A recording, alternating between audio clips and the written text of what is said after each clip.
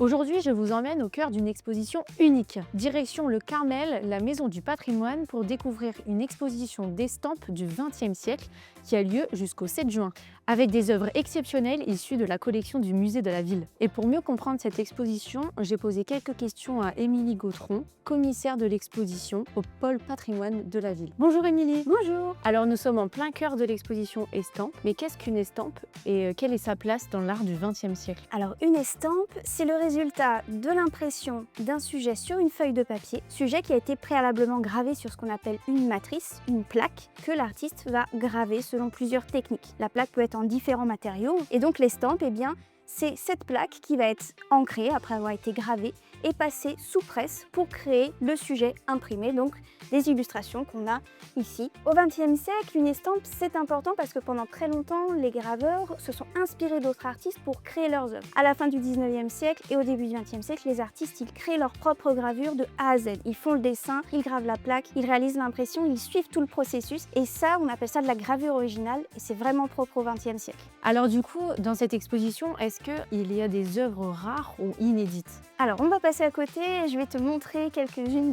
des belles pièces qu'on a ici. Alors, il faut se dire que l'ensemble des œuvres présentées dans l'exposition, elles sont inédites, elles ne sont jamais sorties des réserves du musée. Donc, en cela, le public va vraiment les découvrir pour la première fois.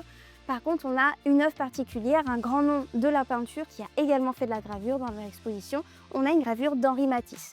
Donc, une estampe qui a été réalisée par ce grand peintre, qui a aussi fait de la gravure, et donc c'est une gravure qui reprend l'un des sujets de ces tableaux. On ne peut pas trop vous en dévoiler, on vous laissera le découvrir directement par vous-même. Et pour les plus curieux, est-ce qu'il y a des visites guidées? Tout à fait, il y a des visites guidées pendant les vacances de printemps. Il y en a une première vendredi 17 avril et une seconde vendredi 24 avril. Donc voilà, n'hésitez pas à contacter le service des publics pour participer aux visites. C'est libre et gratuit, ouvert du mardi au samedi de 14h à 18h. Et vous venez quand?